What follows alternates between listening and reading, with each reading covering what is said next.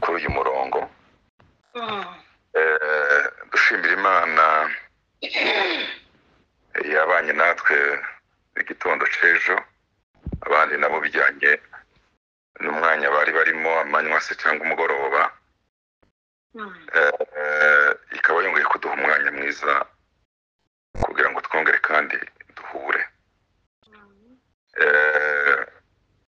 Narinzi ngo nka mwarimu ndabanza nzenda shingira inyigisho z'uyu munsi mu gusa naho mvuga ingingo z'ingenzi twaganiriye ku munsi w'ejo, ariko mwarimu mwiza ntazasubira mu byarangijwe kuvugwa.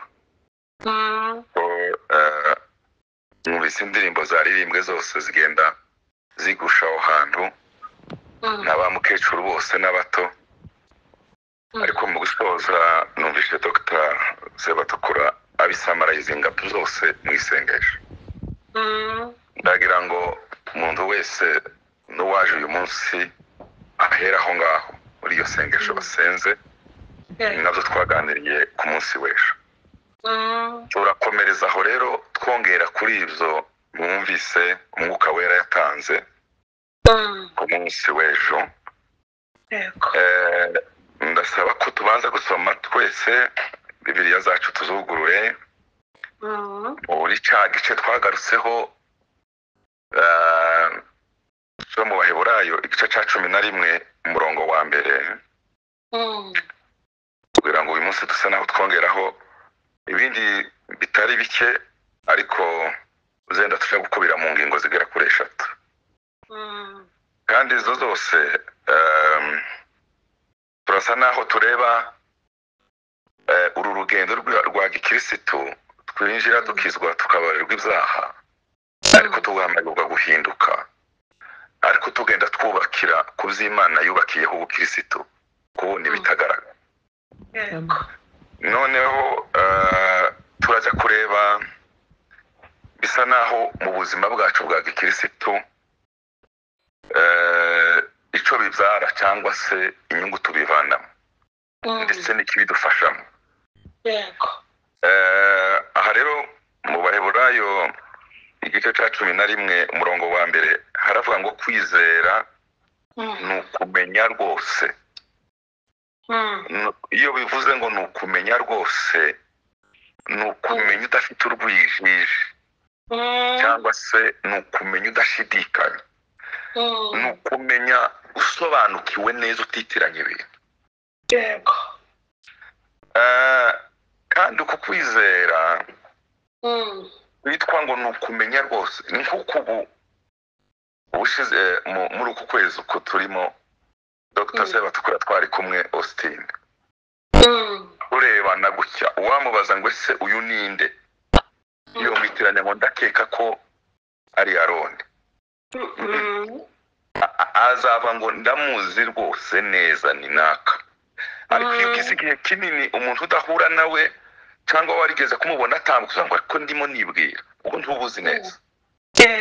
Naje wamumbaza umuzi duhura uyu ninde, kuko simumenye gusa duhuriye hariya muzi na hano mu Rwanda muzi no muri Kongo muzi. Ni ukumenya kwizera ibitagaragara. Rero aya maso yo kwizera ni ukumenya ibyo twiringira, biriya bitagaragara Imana yatubwiye mu bukirisitu, ukabimenya kuko uzi mugenzi wawe muturanye ntushidikanye.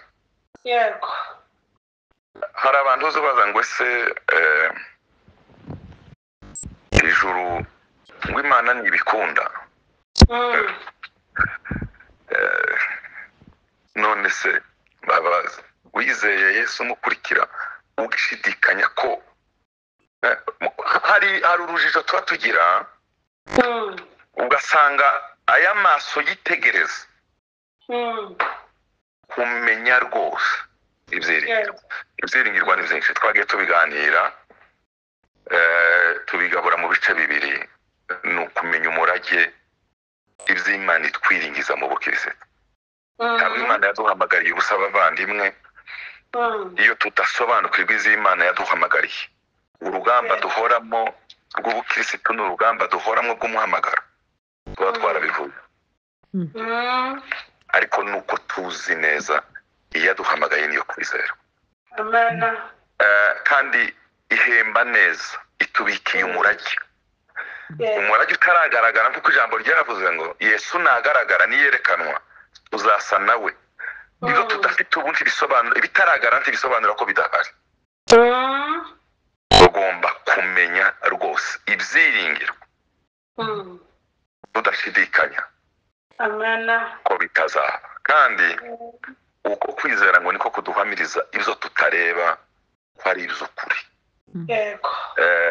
Imana yubatse yubakira ubukirisitu ku bitagaragara, kandi Bibiliya yatubwiye ngo bitagaragara ni iby'iteka ryose, ibindi biratambuka. Iyi se twubakira ku bintu byinshi, twubakira ku butunzi, umuntu akaba atunze none ariko bikanyerera mu kanya gato bigashira. Ibyo ni ibigaragara. Umuntu akubakira ku bumenyi n'amadiploma akomeye, kwaza ubona umuntu afite za doktora zingahe, ariko urabibona ukanamubona ni iby'isi bikomeye, kandi ukamubaha izina ryakomeye cyane, ariko n'ibigaragara ni akanya gato biza bitambuka gutya bigashira. Ubwiza n'imbaraga n'ibindi byose na biriya twirukira ubone isi dukururamo n'ibigaragara ntibihoraho, ariko hari iby'Imana izaduha.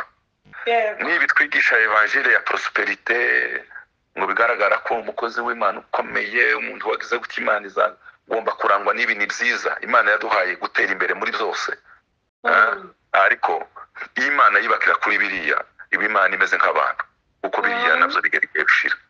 Ariko nyuma y'ubwo yoduha ibyo cyangwa itabiduha, ariko hari kirutizo n'ibyo twiringira bitaragaragara.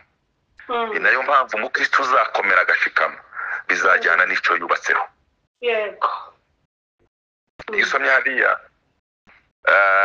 Bibiliya ivuga ngo ifatiro zose z'isi zazinyeganyega. Ifatiro zose z'isi n'ibyo dukunda, n'ibyo twiringira, n'ibyo dushaka, ariko bizabinyeganyega. Ariko Pawulo yandikira Timoteyo aravuga ngo nyamara urufatiro usengiriye, urufatiro iby'Imana bitandukana n'iby'abantu, urufatiro rw'Imana ruracahagaze. Ibyo twiringira zubakitse hataba umutingito, zubakitswe hataba za bombe zabisenya. Ibyo twiringiye birakomeye. Ibyo nibyo rero amaso yacu agomba kubona, ariyo maso yo kwizera. Pawulo yasenze aravuga ngo Imana ihweza amaso yanyu y'umutima uhishurirwe mubone. Wagera ku murongo wa 2 akavuga ngo icyatumye abakera bagira ubuhamya, babahamya neza. Uwo ni umurongo wa 2, nuko bari babufite. Umuntu asa n'icyo yubatseho, umuntu asa n'icyo yiringiye. Ubuhamya abakera bagize bwakomejwe n'iki? N'ubu kugeza n'ubu umukristo ugira ubuhamya udahindagurika, utaba uyu munsi yasubiye inyuma, yongeye kandi yagarutse, yabaye nk'urubingo. Abantu bakamwibaza bagasanga nta buhamya buhari. Umuntu wahagaze agashikama bijyana n'icyo yubatseho. Abakera rero izi ntwari zanditse muri 11 z'Aheburayo ngo icyatumye usomye, hari aho yageze aravuga ngo nkomeje kuvuga byandenga. Aravuga ngo mvuze by'aba Gideyoni, nkavuga iz'aba Samusoni, urumva na liste yaramusize, ndetse noneho niyongereho nabubu mvuze n'abandi bazizera n'abazizera inyuma yacu umunsi wandega ngo gusa ntabwo isi yari ikwiriye gukomeza kubakira. Hari abantu Imana izayitegereza yabona ubuhamya bafite ikabishimira, ikavuga ngo ngaba. Kandi si ikindi, si ukuba warabivukanye, ni ukuhitamo icyo wubakiraho. Kuko icyo wubakira kinyeganyeza uranyeganyega, iyo wubakira kitanyeganyega nawe uhora uhana. Maze rero wagera ku murongo wa 13, ijambo ry'Imana riravuga ngo abo bose ngo bapfuye bakizera, bapfanye kwizera. Gutangira ni kimwe bavandimwe, gusoza ni ikindi. Ntabwo Imana yaduhamagariye gutangira gusa, Imana yaduhamagariye gusoza. Kandi abasoza hariya inzatangara hano mu Baheburayo haravuga ngo mwibuka babayoboraga kera. Ariko usomye harandi ya Virgile muzirikane iherezo. Kwibuka ni kimwe, kuzirikana ni ikindi. Kugira ngo umuntu wumve Bibiliya neza no kumva ijambo ry'Imana neza, uzufata n'amagambo ya interpret, usingire meaning cyangwa se wumve igisobanuro cyangwa amagambo yakoreshejwe. Amagambo ari ki uzawumva. Kwibuka na kwibuka, ijambo kuzirikana ni ijambo ry'Ikinyarwanda riremereye kuruta kwibuka. Yego. Kuzirikana no kuvuga ngo wakwibuka ukazibagirwa, ariko kuzirikana ariko kubwira ngo mwana wanje mbwira ngo uzawibuka ikintu, ariko mbwira ngo uzirikane ni ukubwira ngo uzagihoze ku mutima. Yego. Twibuka bayoboraga, turagahora n'Imana ko batwarakijijwe, turagahora n'Imana ko turi abakozi b'Imana. Ariko icyo tuzasiga nk'umurage abandi bazirikana ni iherezo. Yashoje ati yagize iherezo rimeze gute. Gutangira ikintu utakirangiza birutwa nuko utaba waragitangiye. Yego. Yego. Buriya muzarebe ifirimbi ya nyuma y'abakinnyi, ntabwo ari ifirimbi y'ibitego byatangiye muri mita ya mbere, ariko ni ibitego usozerejeho. Yego. Ifirimbi yivuze nicyo gihiza yerekana intsinzi. Mureke dukine neza kuva dutangiye uru rugendo, tuzakomeze turukine muzo tunyuramo byose bikomeye kuzageza kwiherezo. Niyo mpamvu rero Bibiliya yavuze ngo abo bose bapfuye bakizera, bapfuye bakizera batarahabwa ibyasezeranijwe. Nje ngitangira ubukozi cyangwa se kuba umupasitori muri 1999, hari ijambo ryahinduye ubuzima bwanjye mu gihe umukozi w'Imana rimwe yigishaga muri seminere, yahuje abakozi b'Imana, aratubwira ngo mwabakozi b'Imana, ndashaka kubabwira iki kintu, ati muzirinde kuko hari abakozi b'Imana baza batangira ari umuriro bagasoza ari umwotsi. Ati kuko birasa, ahari umwotsi hari igihe uzurangizwa kugira ngo umuriro uriyo, atari ko baje kugerayo ugasanga ntasho ntiwatekeraho ntizakumara imbeho. Uko yatangiye siko yashoje. Hari ubukristo rero dutangizanya ugatangira twaka, ariko tuzadutekereza tukipinge icyo kintu, tukirinde, tugikomeze kugira ngo uko twatangiye Imana izadufasha. Iri jambo rero uwanditse igitabo cy'Abaheburayo avuga neza uko aba bantu batangiye, ariko anavuga ukuntu bashoje. Impamvu aravuga ngo abo bose bapfuye bakizera batarahabwa ibyasezeranijwe. Ubwo babiroraga bikiri kure cyane, byari kure, bari batarabisingira, ariko bakabyishimira. Nuko bari babisobanukiwe neza, bari sure, babibona ngo kandi bakabyishimira. Noneho ibyo bikabakurura cyane, bagatuma badashinga ibirenge kuri iyi si, ngo bakavuga ko ari abashitsi n'abimukira mu isi. Amena. Kubera ko amaso yo guhishurirwa yatangiye gusa naho azamwe ibikezikezi, abantu barabatamye cyane, dusigaye twarabatamye ku isi. N'ubu wobwira abantu iby'ijuru, n'uwobwira abantu kugaruka kwa Yesu uyu munsi, nta bantu bagisenga bavuga ngo mwami Yesu turagukumbuye. Abantu barabatamye, ibirenge byarafashe ku isi. Buriya muzanarebe habe n'ijambo ry'Imana tucigisha muri iki gihe, dusigaye twigisha ni byiza, ariko ibyo kugaruka kwa Yesu, ibyo kumva ko ari hafi, ibyo kuryama wirorosa ukavuga ngo ese yagaruka uyu munsi, ukumbura iwanyu. Ejo naratangaye turangije kubwiriza, numvise umuzehe wasenze. Ziringiro hari iby'Imana itwiringiza by'amasezerano muri iyi si, hari n'ibyo twiringiza kuzaronka, ariko wumvise harimo n'urukumbuzi rwinshi rw'ibintu byinshi. Kurya ikintu kiri mu muntu gihinda muri wowe, abangaba kubera ko bahoraga barangiza ibyo biringizwa byatumye bumva ko isi itakiryoha. Impamvu isi ikituryohera cyane nuko hari igihe hazamwe urwijiji n'ibikezikezi, tudahora dutumbira iby'Imana yadusezeranije. Ngo bakavuga ko ari abashitsi n'iki, n'abimukira muri iyi si niki bari bafite rukuruzi Amen. isomye igitabo cy'umugenzi umukristo agiye gusohoka mu gihugu cy'irimbukiro ngo yagiye yazibye amatwi ariko hayagenda avuga ngo bugingo ni ukuvuga ngo icyo yatumbiraga iyo ahayaye habe n'igihe yageze mu isayo gahinda gasaze nyamushijya nino wamukurikiye iyo nyamushijya nino yabonye ko bikomeye ngo yambuka asubirayo ariko undi uko yarebaga yarimo arangiza imbere iyo amaso yawe adafite icyo atumbira ntabwo uzagira imbaraga muri pereza mu byo urimo zituma ukomeza kujya imbere imbaraga dufite uyu munsi ni imbaraga duhabwa n'izo tureba z'ejo hazaza. Amen. Uyu munsi rero turakomereza kuri uyu murongo ibi twabivuzeho turakomereza kuri uyu murongo wa 15 uvuga ngo iyo baba barakumbuye iyo bavuyemo iyo baba barakumbuye mu buzima bwa mbere iyo baba barakumbuye ibyo bavuyemo bizera Yesu baba barabonye uburyo bwo gusubirayo. Iri jambo narisomye rirantangaza. Haleluya. Iri jambo nararisomye numva rimpaye gusobanukirwa mu buryo butangaje nabyo tuganira uyu munsi. Iyo baba barakumbuye iyo bavuyemo baba barabonye uburyo bwo gusubirayo. Ni ukuvuga ngo aba bantu bakomeje urugendo bahura n'amasasu yo mu mwuka bahura n'imitingito bahura n'umuyaga mwinshi bahura n'inkota bahura n'ibintu byinshi muri urugendo bajya mu byo batumbiriye. Suko inyuma hari hafunze oya nuko hari hakinguye.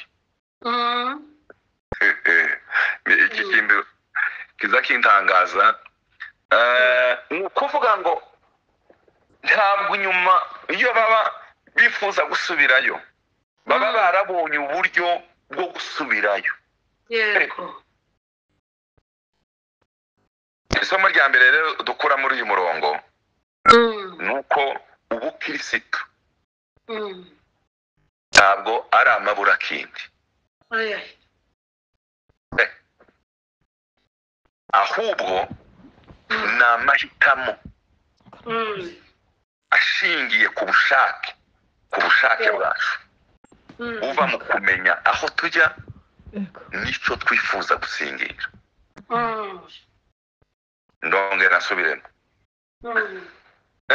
ubukirisitu suko twabuze icyo dukora suko ari ukubura suko tudafite uburenganzira n'ubushobozi bwo gukora n'ibyo abandi bakora oya ntabwo ari amaburakindi ntitwizeye Imana ntituri abakirisitu ntidutukwa yuko tubuze ntidusuzugurwa yuko tunaniwe kuvuga ntitunaniwe kwisobanura suko tunaniwe kugira igitsure gikomeye suko tutocana suko tudafite ntituri amabura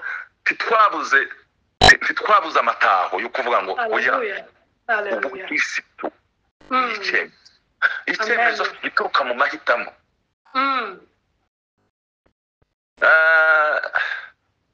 Umwami Yesu yabaye muri iyi si ari Imana kandi ari umuntu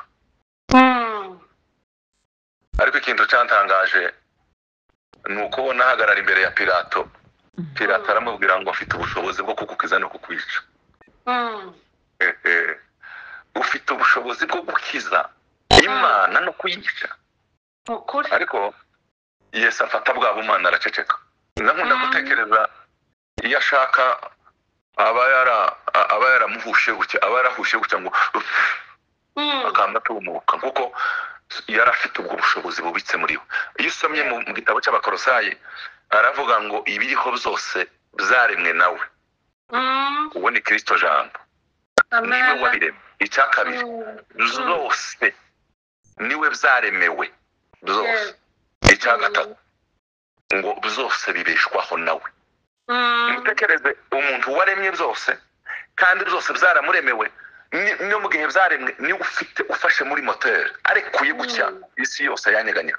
Ubu niwe wambaye umubiri araza ahinduka umuntu arangije guhitamo biturutse mu mahitamo, biturutse ku ntego, biturutse kuri papasi. Wasoma hariya mu Baheburayo akavuga ngo yihanganiye isoni z'umusaraba. Yego. Nizo ntambara n'ayo magambo no kumupfura uruziga no kuvuga ngo aho nimbura umwana w'Imana igaragaze arabiceceka arabibika. Bibiliya iravuga ngo kubw'ibyishimo byari bimushizwe imbere. Ibyishimo byari bishizwe Yesu imbere, target, purpose. Icyo yashakaga gusingira byari bitaragaragara, n'itorero yabonaga. Akaribona riciye mu nzira y'umusaraba ikomeye cyane. Ariko Yesu yihanganira ubwo buribwe, yihanganira izo ntambara, yihanganira izo, akomeza kugenda avansa, imisozi ihinduka amataba kubera imbaraga afite zo kurangiza itorero agiye gucungura. Agiye gucungurira se, aceceka ibintu byose arabibika. Gusuzugurwa kwa Yesu no kwicarwa ku bitugu no gukubitwa n'iki ntabwo yarabuze icyo akora. Ariko nuko yari afite yari amahitamo n'icemezo. Natwe ubukristo niko bimeze. Bibiri kavuga ngo mwigane Yesu, mutumbira Yesu wenyine. Umukristo ni umuntu wemera agahagarara muri ubu buzima atumva ko mumeze nka Kristo. Yego. Ntabwo Imana iziza ngo idufatire ku gitugu ngo itunigire ngo iduhambirire ku nkingi ngo udasubirayo. Tusubirayo kubera ko wabyemeye kandi ufite impamvu wamenye icyo ukurikiye. Amen. Ndagira ngo zenda nibaze iki kintu. Umuntu iyo yirije abitewe nuko adafite icyo arya, uko kwiyiriza nuko agaciro. Hari igihe ushobora kuvuga ngo ndiyirishe, ariko abandi babizi n'Imana ikore bigasanga ahubwo ni amabura kindi. None nutiyiriza turagira uta turi burye ntacyo ufite. Yego. Ariko kwiyiriza nyako ni ukubyiyima ubifite, ni icyemezo. Amen. Bagapanga ameza hariya, ifaranga zizuruzuye mu mufuka, ushobora no kuja nimba nizo mu rugo wumva wabihaze, waje no gukora komande mu hoteli akomeye ukarya, ariko ukabwira inyota n'irari ry'umuriro ukabwira ngo wamubiriwe, ndaguha discipline. Uyu munsi dore amafaranga dore n'ibiryo biraha ukabireba simbirya. Ngiki cyemezo. Hallelujah. N'ubukristo nuko ibigeragezo ahantu abandi mfite opportunité zose zampindura kugira iby'isi abandi ariko nkabona ntibiri mu bushake bw'Imana, kavuga ngo singufata kubera ko nzi kiruta ibizo no wewe na ngusingiriye, mfite ikindi kiruta ibingibi bihabinkurura. Ubukristo rero ugomba gusobanukirwa igico kintu. Ubukristo ntibujyana nuko ibishuko bidahari. Nikiri jambo rivuga. Ahubwo ubukristo bukomerera hagati muri zo. Yego. Ikindi impamvu turimo tuvuga ibi bintu niki gituma umuntu akomerera mu bintu biremereye kandi bikomeye. Nuko wasobanukiwe, nuko wamenye. Ubu ngubu turi mu ijambo rivuga dukizwe, ugende duhinduka, ariko tubifashwemo n'ubumenyi. Umukristo witwa ko yakijijwe ariko utarajijutse ngo amenye, asubirayo nta mpamvu, ariko wamenye azagenda kandi hari impamvu yari kumusubizayo. Nakuri. Ubumenyi buza butuma tudasubira kureba inyuma kandi dufite impamvu yakabiteye. Ariko utamenye asubizwayo n'ubujiji kandi nta mpamvu iri musubizayo. Ubumenyi rero ni ikintu gikomeye cyane. Hari abantu ubukristo bwabo buza bujyana n'ahantu ukibaza why. Ni nko kuvuga ati nari narabibuze ahubwo ndabibonye. Ni ukuvuga ngo ubukristo bwe bwari buriho kubera ko atarafite ibyari kumukurura kugira ngo nawe yinezeze nk'abandi. Hari ubukristo bujyana na za kondisiyo umuntu agezemo. Hari abantu ureba barasengaga ariko bamara kugera muri ra nyayo nyine. Hari umwe wavuze ati singisenga cyane naba nshigiriza se kubera iki ko nasengeraga ubukene izo ndari nkeneye ubu nsigaye mfite imodoka singisengera umugate oya ntabwo ari izo ngizo ntabwo izo twakoraga byari bitewe nuko nibi bifatika ariko hari ikindi twashaka. Hari abantu bazabagira ngo kwegera Imana no kusanga Imana uzasome neza. Yesu yaravuze ngo mu gice cya 15 cya Yohana ntabwo yavuze isengesho ko ari uburyo bwo kusaba ibituma ubukene, ahubwo isengesho no gusabana n'Imana. Ndi umuzabibu namwe muri amashami, nimutaba kuri njye muzuma. Nta buzima budashingiye kuri Yesu bwabaho, budakomenya budafite ubusabane.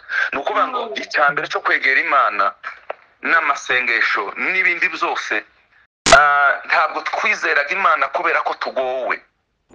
Nizera Imana nkenye, nkizera Imana ntunze, nkizera Imana ndi mu mujyi, nkizera Imana ndi mu cyaro, nizera Imana muri situwasiyo ariyo yose. Yego. Impamvu nizeye naramenye icyo ngomba gukurikira. Amen. Hari abantu muri iki gihe ndore kunumvise abantu baturuka mu mahanga atandukanye hirya no hino, bavandimwe benshi aho twakuriye turahazi, muri kondisiyo nziza, hasaga n'ibyakururaga amaso n'ibyahendaga amaso ntibyanganaga n'izo turimo ubu ngubu. Ese ndashaka kukubaza, burya Yesu wakurikiye kubera ko wari waramenye impamvu ituma umukurikira ishingiye ku bitagaragara, cyangwa wahinduye ibihe amaso yawe kuko atari yarabonye neza ubukristo bwawe bwenda busa naho uri. Ni ubukristo mu cyaro, ni ubukristo mu mujyi, ni ubukristo tukize, ni ubukristo tumeze gutya, ni ubukristo tukiri abasore, ni ubukristo tuzasazana, ni ubukristo kandi ikibwubaka niki ni ukumenya. Amen. Ubumenyi rero nicyo gipimo cyonyine kidufasha gutsimbuza ibiri pirate tukabitsimbuza ibiri original. Reka nkwereke, nzanye amabuye y'agaciro cyane cyane nka diyama. Hari igihe uzasanga ibintu biri pirate, diyama iri pirate n'indi iri original. Udafite ubumenyi wapfa guhitamo gusa ugafata pirate kugira ngo iri original, ariko abantu bazicuruje. Bana n'umuvandimwe wazicuruje cyane azavuga ngo uzuyireba wanayifata gusa ugahita umenya original. Hari abantu isi ziduha ibisa n'ibyiza ku buryo twanabyitiranya n'ibyo dushobora kuronka mu Mana n'ibirimo, wabifata utya kubera ko udafite ubumenyi ukaba wakomeza cyangwa ukirukira gusingira ibiri pirate ugati ibiri original. Ibiri original ni iby'Imana itwiringiza, ubumenyi nibwo budufasha. Usomye mu Bafilipi igice ni cya 3 umurongo ni wa 4 kugeza kwa 14. Pawulo arandikira Abafilipi aravuga ngo niba hari undi wese wibwira ko afite impamvu imutera kwiringira umubiri, ibyo ni ibigaragara. Njyewe ndamurusha kundi uyu mugabo cyane. Uyu mugabo yageza avuga ibintu ukumva bigeze ahantu yagira ngo umuntu atazaca hirya ibintu. Aravuga ngo nje ndamurusha, dore nakebwe ku munsi wa 8. Ayo ni mu mategeko y'Abayuda. Ndi uwo mu bwoko bwa Isiraheli, ndi uwo mu muryango wa Benyamini, ndi umuheburayo w'Abaheburayo, ndi umufarisayo kuza amategeko. Ni ukuvuga ngo ahantu hose yari kugenda agaragaza ko ari muri ba number 1 kubuza umubiri. Ntabwo ari umuntu wa wundi uciriritse, mu bintu byose yari ni yabaga mu bambere. Sibitindaho cyane. Aravuga ngo kubuzishaka narenganyiza itorero. Ni ukuvuga ngo igihe yarenganyaga itorero yarazi ko ariko akorera Imana, abandi bose bakabwendamwo byoroheje. Icyo yavuga ngo ndakivanaho kubwishaka ry'Imana yagikuraga. Ntabwo yagiraga aho justemiriye, oya, byari muri extreme. Noneho ngo kubzo gukiranuka kuzanwa n'amategeko nari inyangamugayo pe. Nyamara aravuga ngo ibyo byose n'umugabo wari gutambuka abantu bose bakamwubaha bakamuhindera. abantu Yeah. bose bakamuva ngo dore umugabo wo kubahika. Aravuga ngo nyamara ibyo byose ibyo zarindamo yaje nabitekereje ko ari igihombo ubwakizi. Amen. Nagize ubundi bumenyi. Ubu bwari ubumenyi bwa mbere nari mfite niratanaga bwanturaga bugaragara bufatika buri muri iyi si ya none. Ariko umunsi nahuye na Kristo ndashurirwa ngira ubundi bumenyi. Hallelujah. Singiri ubumenyi bwa kabiri. Ibi bizarindamo yanje byose bishinduka ubusa. Amen. Reka mbabwire verite ya mbere twakora muri iyi murongo nuko uzagira icyo asingira nuko azaba yabanje kugira icyo asiga. Yego no kuri. Ntabwo uzagira icyo usingira kiriya kiri imbere utabanje gufata icyemezo cy'ibyo ugomba gusiga. Ntabwo byose wabibangikanya. Ibishoboka. Yego. Ntiwanezeza abami babiri, unezeze isi unezeze nijoro. Ugomba kumenya ibyo usiga bitajyanye n'ubushake bw'Imana kugira ngo usingire ibyo Imana itwiringiza biri mu murongo w'Imana. Amen. Pawulo rero yabanje kumenya ibyo abanza gusiga. Hari ibyo twiyima dufitiye uburenganzira mu nyungu z'umubiri. Umukristo utaramenya kwiyima ntabwo yashobora gusingira. Hari ibyo tubanza kwiyima. Hari umwanditsi wanditse aravuga ngo usiga ushaka itorero ukarisanga mu isi, isi ukayisanga mu itorero. Muzarebe imyitwarire n'ibintu byose bihari. Isi hari birimo biryoha ibyubahiro n'ibindi byose ni ikitusa, ariko hamwe hari gushobora kwicara ku ntebe itari yawe ikwiriye Yesu wenyine. Hari ibyo ugomba kubanza kwiyima kugira ngo ubone ko ikindi usengera. Arakomeza ndetse n'ibintu byose mbitekereza ko ari igihombo kubw'ubutunzi butagira akagero ariko kumenya Kristo Yesu. Hallelujah. Nahomze ibyanje byose ndetse mbitekereza ko ari amase kugira ngo ndonke Kristo. Amen. Reka muri iyi verse twumve icyo dushaka kuvanamo kugira ngo usige, kugira ngo ugire icyo usiga nuko ugomba kuba waramenye ikindi kibiruta. Muririmbyi yaririmbye ngo wanimika nkaba umwami w'ishanga rinini. Ndi imbata y'icyaha sinabyemera, nahisemo Yesu. Hari ibyo ugomba kureka ugahitamo ikiruta ibindi. Yego. Pawulo arakomeza arimo avuga aya magambo. Nibajije ibintu byinshi, kumenya ni ikintu gikomeye cyane. Reka narimo nibaza usomye mu Isezerano Rishya ubuzima bwa Petero, yageze asa nkaho ari we porte parole cyangwa se umuvugizi w'izindi ntumwa. Umunsi umwe bamaze gukurikira Yesu, umunsi umwe aricara aravuga ngo ibi bintu rero kubijyamo ndogo yangu.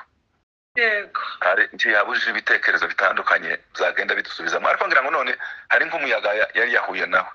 Umunsi umwe yicaza Yesu aramuza ati ariko mwami Yesu ndashaka kukubaza, ese aya mahitamo twasize kugira ngo tugire icyo dusingira, ubundi twe twasize ibi byose tuzakuvana mu iki? Ukuri. Yesu aramureba abona ko muri Petero hari akantu kajemo, aramubwira ati Petero, ati muri ibi ngibi mwasize muhumure pembane gusa. Neza mpamagarira ubusa ibyo mwasize byose buri wese inshuro 100, ariko na hanyuma muzahabwa ubugingo buhoraho. Amen. Wumva Kristo supfa kwirukanka gusa. Utaranatekereje ndagusaba uzabanze wicare wibaza ikibazo kivuga ngo muri Yesu mufite mwiki nzamuvana mwiki kiruta ibyo nasize. Icyo ni ikibazo kizima rwose. Uriya haraza ntekereza nkabona Pawulo yarabaye kamikaze cyane. Umugabo wicaye akabanza akavuga ngo ese ko ngiye kuja muri ibi bintu niki kizantandukanya n'urukundo rwa Kristo. Aravuga ngo ni inzara, ni ukwambara ubusa, Yego. n'icubahiro se niki yaravuze ikintu cyose agenda gipima ni ukuvuga ngo yari yicaye yiherereye aratekereza ubukristo si amarangamutima ubukristo ni decision Imana ishimwe. icyemezo Mm. arangije muzumve agiye kurangiza en conclusion aravuga ngo menye neza ni ukuvuga ngo après débat et délibération namaze gutekereza debate yabaye ndadelibera menye neza ko rwaba ari urupfu rwaba ari iki ntagishobora uwo muntu watekereje ngira ngo tugwijije abantu mu nzu y'Imana bamwe baje gushaka inyungu zirimo hari abakobwa baza gusaka ko mu nzu y'Imana niho bashaka abagabo n'indirimba bazabona bagire gutya abandi niyenda zatakira Imana impereza abana abandi zatakira Imana igitya hari n'abandi zambwira baje gusenga muri interesse ko abadayimoni baraye babaniga ukabona burya tuza mu Mana dufite intego nyinshi dufite ibyifuzo binyuranye abantu bagenda ubu baza umuntu ngo ariko wakurikiye Yesu kubera iki wasanga atarabitekereje ubu rero azasubirayo nta mpamvu ariko iyo wabanje gutekereza ugapima iby'isi ugapima n'ibi Petero arabaza ati ndasize amato kampani zikomeye nduguhango ari we wampamagara Yesu ati ibyo ataho tumva ko numvise ariko hari ahandi iyo usomye muri Yohana igice cya 6 cyose amaverse 71 kuva ku murongo wa mbere kugeza ku 71 urabona ikiganiro cya Yesu ngo abantu bamukurikira benshi ngo kubera ko yabakijije indwara abandi yagize cya byose baraza buriya benshi mwabonaga umusozi wari wuzuye nuko bamwe yabazuriye abana abandi yabakijije abandi yagize amafaranga batanze maze Yesu ngo amaze kubagaburira imigate noneho 5,000 arambuka aja ku musozi niharya yahuye n'abigishwa ubwato bagiye bonyine umuyaga tusa noneho abantu baza ari benshi Galilaya bagiye Kaperinaumu baje kumushaka arabitegereza atari ko aba bantu nzabareka bakomeze bakurikire batazi icyo bakurikiye mbareke gusa tu barababaza ngo mwabagabo ndabizi ko mwankurikiye imitsima nabagaburiye umunsi w'ejo yego nukuri uzi kubwira abagabo b'imfura bagukurikiye bakoze b'Imana ninde uzuvugisha ukuri nk'uko Yesu yagaza akora hari abantu benshi uzureba ukabona arajijinganya mu byo gukurikira Yesu ntafite ubumenyi arababwira ngo ni imitsima mwankurikiriye maze barasubire ko barakaye ngo barababwira ngo murabize mukorere ibiryo bidashira yego nukuri ibi bindi by'isi birashira arababwira rero mwagahumutsa amaso mukareba ibitagaragara kuko nibyo bidashira muza mukurira munkurikire mumvanamwo inyungu z'ibidashira ariko apana mwariye none inzara yabariye mwariye ejo umunsi kera inzara yabariye ibyo birashira maze rero atese none ibyo biryo bidashira nibi tunije mutsima wavuye mu ijuru nimundye mwe n'amaraso yaje n'umubiri waje mu gutya uyu muntu n'umusozi amena nimwumve icyagaragara yari teste bose basubirayo haleluya basubireyo umwami Yesu arabanza arabihorera bose tekereza 5,000 yari yagaburiye nukuvuga ngo none birashoboka ko byari ziyongerega ati imigati irongera igaruke byari birenze ngo bamare kurangira hasigaye 12 mu ijambo Yesu yababaje kuri 37 Yesu abaza abigishwa be 12 ati kandi namwe murashaka kugenda namwe mumva mwasiga mukagenda umurongo wa 68 Simoni Petero aramusubiza ati databuja waje kurinde ko ari wowe ufite amagambo y'ubugingo buhora amen 69 natwe tukaba twizeye kandi tuzi nimwumve kumenya twaramenye y'ukuri Kristo wera w'Imana amen icyasigaje intumwa itandukaniro ryari ririho nabo bari ku migati kimwe n'abandi ibyo byari rusange ariko bari bafite umwihariko bari baramenye manishimwe bamenya ko muri Yesu atavamwe imigati gusa yabamwe ibifatika bibigaragara gusa oya na nyuma yabyo hari ibindi ngiki kintu kigukomeza ngiki kintu gituma abandi niyo basubirayo we unamba ugakomera kumenya ni ikintu gikomeye tukizwe tumenye ko twabari bizaha ariko ikindi tugomba kumenya neza tugasobanukirwa impamvu y'ubukristo bwacu n'impamvu twizeye Yesu hari ahandi Yesu yigeze kubaza atese konza mbona abantu bankurikira abagabo kuko yashaka gutestinga amenya abigishwa be kuko imbaraga z'ubukristo imbaraga z'urugendo twatangiye kururambiramo n'ukumenya arabatse harya abantu banitanda yego ati bamwe badabanguriye Yeremiya uri Eliya abandi ati urumwe mu bahanuzi ati none mwebwe munitana yego tudatestinga tumenye nimba abantu baramenye impamvu y'ubukristo, impamvu bizeye Yesu. Maze Yesu Petero yari imvuzi. Petero ndamukunda, hamwe yagiraga amakosa ariko ahandi akabanguka vuba. yego Arababwira ngo uri Kristo, umwana w'Imana ihoraho. Maze ngo Yesu arahinduka aramureba, aramubwira ngo si inyama n'amaraso zatumye umenya, ariko data waguhaye guhishurirwa. Bavandimwe, ntitubaye abantu bamwe bakijijinganya. Hari igihe natwe niyo Imana yarakugiriye ubuntu bwo guhishurirwa ukamenya intego, ugasa nawe usuzugura abandi. Oya, nibi natwe dushobora kuba turimo tuvuga cyangwa wewe ukomeye, nuko Imana yakugiriye ubuntu urayishura guhishurirwa impamvu n'ubutunzi buri muri Yesu. Maze Yesu arababwira ngo ntuciswe Simoni, ubaye Petero. Kuri ubwo butaka nzakubaka itorero, amarembo y'ikuzimu. Kuko Petero ahindutse avuye kuba Simoni abaye Petero, ubumenyi. Ubundi Simo bisobanura ikintu kimeze nk'urubingo. Urubingo rujanwa n'umuyaga kujya hana. Aramubwira ubumenyi buguhinduye kuba ibuye, imvura izagwa, izuba ritwike, tuzanyeganyega. Ubumenyi buza budutransfera, ubumenyi buza butuma butwimura bukatuvana hamwe bukatugeza ahandi, bugahinduka amabuye atazanyeganyega. Tugahinduka abantu, ari abantu dusanga aho umuyaga bahushe niyo bajya. Mu rugambo bagiyeyo, mu kwinezeza byose bariyo, bagaruka mu nzu y'Imana bagasirimbira aho hantu hose arashoboye.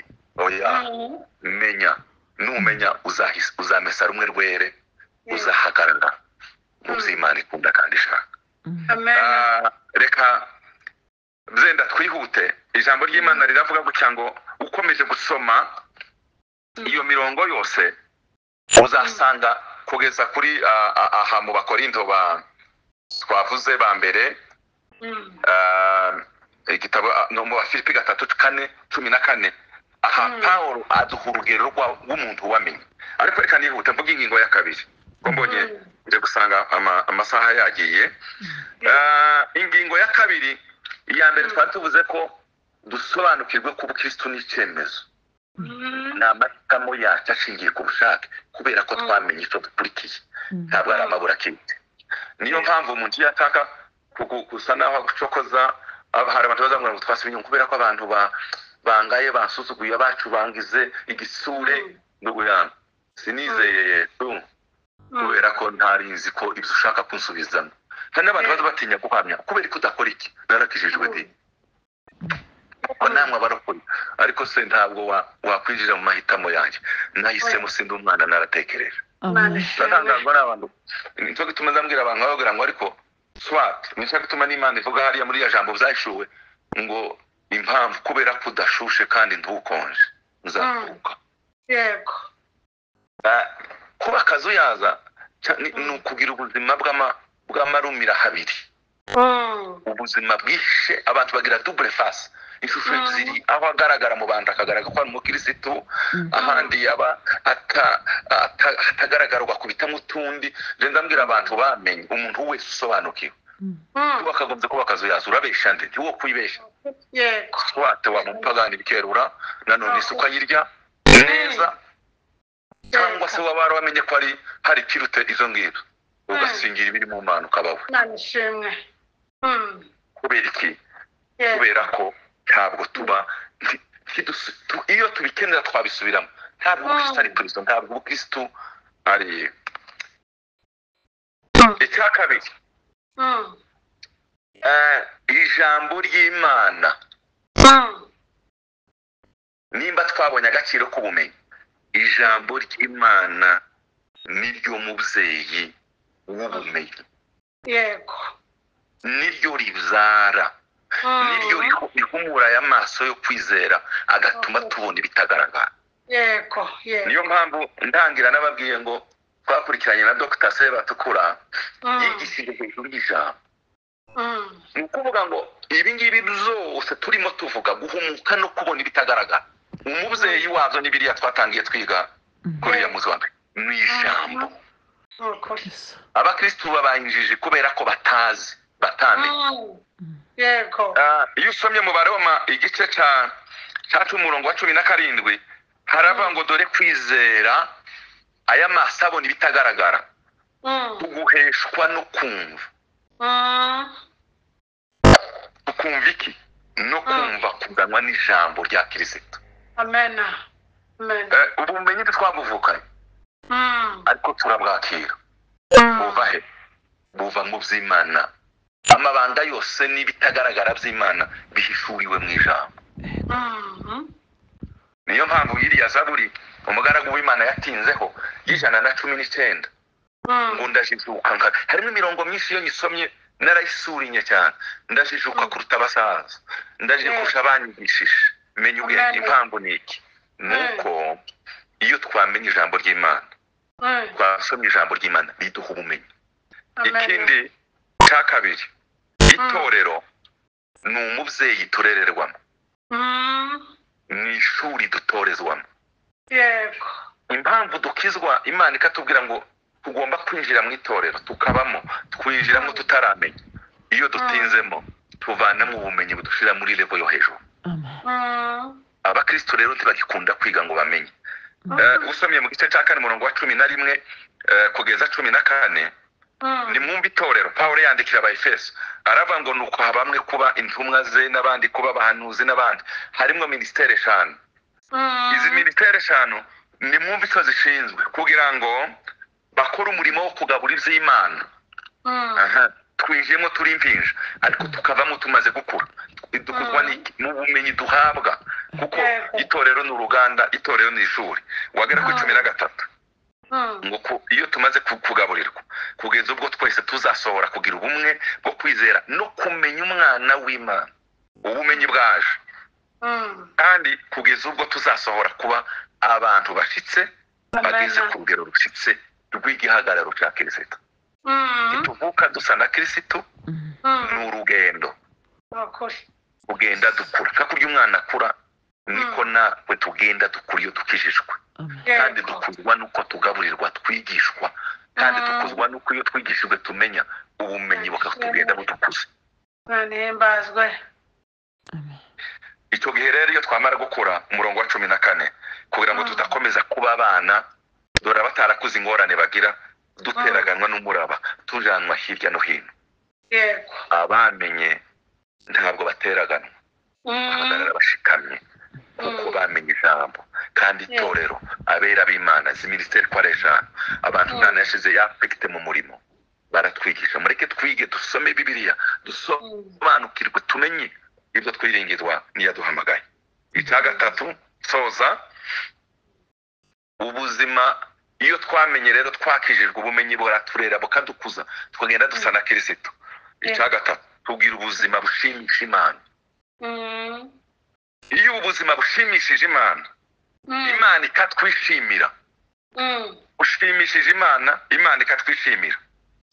Rikaba isengesho ry'imbaraga. Yego. Igicaniro turiho tugomba gusobanukirwa iki kintu. Reka mvuge buke ijambo ririmo kubara mu minota nk'itatu kuko amasaha yo gusonza ndabona ageze. Kubara 23, 20, 21, 23 haravuga ngo ni Baramu na Baraki wahamagawe na Baraki. Baramu ngo avume Isiraheli. Isiraheli ni mu kibaya cy'Imowabu. Ikibaya cy'Imowabu baraganditse gusa, kibazi bihaye biba, kibazi bihaye bikoreka. Umugambi wa Baraki na Baramu ntibawuzi. Maze Baramu yitegera imisozi arimo atanga ashaka kuvuma ubwoko bwa Isiraheli. Abagabo he bagaburira abana babo baryamye, abandi babyutse, abandi bibereye amahoro aho. Naho hari umugambi wacuzwe wo kubamara. Ariko ni munsi amaze insuro zakanga agenda abahesha umugisha kuri umurongo niho natatse ko dusoma 20. Dore nategetswe kubahesha umugisha. Yego. Nayo yawubahaye simbasha kukura. Amen. Amen. Kubera ko Baraki yaramaze kumumerera nabi, aravuga ati ariko naguhamagaye ngo bavume none kurabahesha umugisha. Arababwira ati wa mugabo we tuhaye umenye ibintu. Nategetswe. Nategetswe. Haleluya. Imana izitegeka. Imana yishimiye ubuzima bwacu Yego nukuri. ubuzima bwacu buhinduka isengesho kandi tutavuga imana ikazitegeka ibitugana Amen. tutanabisabye. Impamvu nimwumva impamvu Aburahamu yategetswe kubahesha umugisha 21 nuko imana ntibonye gukiranirwa k'ubwoko bwa Yakobo, ubugoryi ntibubonye ku Bisiraheli. Uwiteka Imana iri kumwe nabo, ni umwami wabo, bayivugiriza impundu. 23 nta kuragura kuri mu bwoko bwa Yakobo, nta bupfumu buri muri Isiraheli. Nubwo cyategetswe aba Yakobo n'Abisiraheli bazabwirwa icyo Imana ikora. N'abarangije mbona n'ubwoko butuye ukwabo. Iki cyonyine cyabaye isengesho, nta kuragura, nta bupfumu, Baramu yagira ngo aravuma, agasanga Imana yonyine yatanze za antimisile zirimo zimira za misile. Isiraheli ndababaza, yari izi ko Baramu ahaye abavuma habe nabo, bari babizi. Imana izi turwanira ikatuneshereza n'ibyo tutazi, n'urugamba tutazi ko turwana. Iyi Imana ireba ubuzima bwacu ko bushimishije Imana, iyo biterwa no kuba twamenye tugashimisha Imana, bihinduka isengesho. Reka mbereke, iyo usomye neza uzasanga Baramu nubwo Imana yarwanye nayo ikarwanirira Isiraheli, ubuzima bwahinduka isengesho ubwoko bw'Imana yabwishimiye. Ariko asanga asigatanze inama mbi yo kuzica ubwoko bwa Isiraheli. Aramubwira ati, wa mugabo, niyo uzagira tuzashobora buriya bwoko, ngeretse ubavanyemo ziriya nabyita kiriya kibarinzi. Ati bari kurira abakobwa b'Imowabu, maze nibasambana nabo bazaba batakaje ubudahangarwa. Yego. Ubudahangarwa bwacu ushingiye kuko Imana itwishimira cyane, kandi itwishimira ni isengesho. Humura, wavuga mbuke, wavuga byinshi, ariko mbere na mbere niyo mpamvu ijambo ry'Imana rivuga ngo nuzana ituro ryawe uje ku gicaniro ukibuka ko wari icyo mupfa na mugenzi wawe, uzabanza usubireyo ubone kuntangira ituro. Ni ukuvuga ngo ubuzima bwa mbere, isengesho rya mbere ni ubuzima. Rusoza muri Yoshuwa, Imana ibwira Yoshuwa mu gice cya mbere umurongo wa mbere kugeza kwa 8, iramubwira ngo ureke kugira ubwoba, uko nabaye na Musa nzabana nawe. Ati dore isengesho rizatuma uhora unesha, nuko nkwishimira. Iri jambo uzarigenderemo, ntukaje ibumoso cyangwa iburyo, uzarihagararemo, uzabashishwa byose. Ikizaguhangara cyose uzakinisha. Amen. Babwire bavandimwe, mu isengesho tuzaza dusenga, dusengera abawe. Uzasenge ko Imana irwana idukiza mu rugamba niri, ariko tuzabanze dusengere kwebwe, twisengere, tugire ubuzima butuma Imana iturwanirira tutaranayibwira. Kuko niduhagarara mu buzima bushimisha